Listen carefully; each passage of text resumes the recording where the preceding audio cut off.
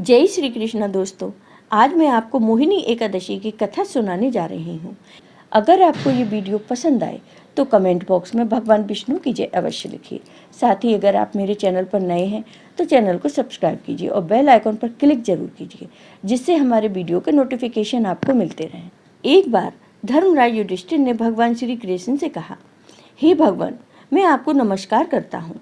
आपने बैसाख मास के कृष्ण पक्ष की एकादशी अर्थात बरथुनी एकादशी के बारे में विस्तार पूर्वक मुझे बताया।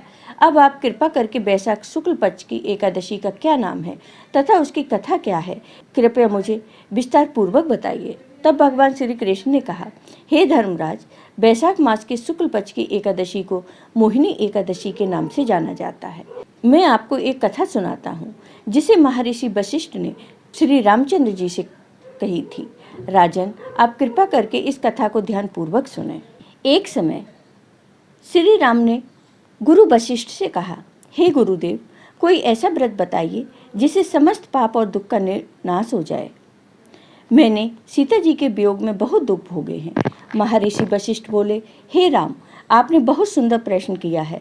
आपकी बुद्धि अत्यंत शुद्ध तथा पवित्र है। आपका नाम स्मरण करने से मनुष्य पवित्र और शुद्ध हो जाता है। तब भी लोकहित में यह प्रश्न अच्छा है। बैसाख मास में जो एकादशी आती है उसका नाम मोहिनी एकादशी है।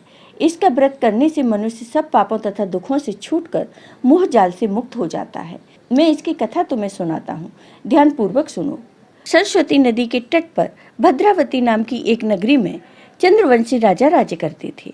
वहां धन धान्य से संपन्न व पुण्यवान धनपाल नामक वैश्य भी रहता था। वह अत्यंत धर्मालु और विष्णु भक्त था। उसने नगर में अनेक भोजनालय, प्यायु, कुएं, सरोवर, धर्मशाला आदि बनवाए थे। सड़कों पर आम, जामुन, नीम आदि के वृक्ष भी लगवाए थे। उनके 5 पुत्र थे, सुमना, सुबुद्धि, मेधावी, सुकृति और धृष्ट बुद्धि। इनमें से 5वां पुत्र धृष्ट बुद्धि महापापी था। वह पितर आदि को नहीं मानता था। वह वैश्य, दुराचारी मनुष्यों की संगति में रहकर जुआ खेलता और पर स्त्री के साथ भोग विलास करता तथा मांस मदिरा का सेवन करता था। इसी प्रकार अनेक कुकर्मों में वह पिता के धन को नष्ट करता रहता था। इन्हीं कारणों से त्रस्त होकर पिता ने उसे घर से निकाल दिया था।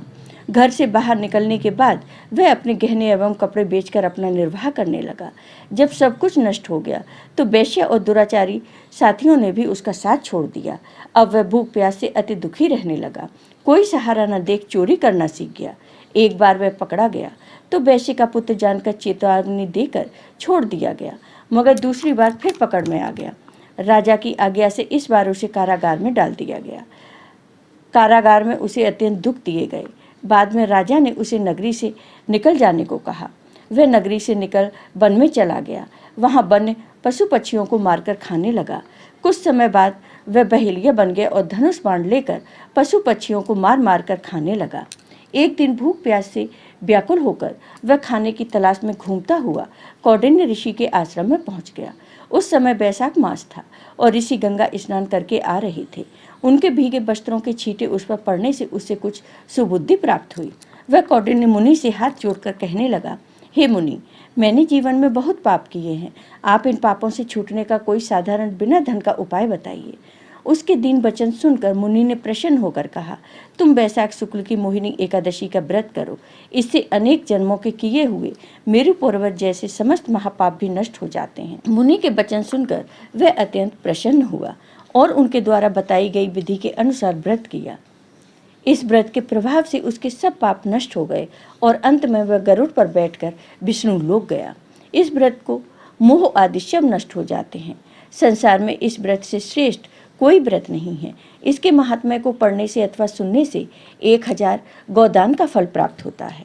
जय हो भगवान विष्णु की। आपको ये वीडियो पसंद आया हो तो कमेंट बॉक्स में कमेंट करके ज़रूर बताइए। साथ ही मेरे वीडियो को ज़्यादा से ज़्यादा शेयर करिए। धन्यवाद दोस्तों।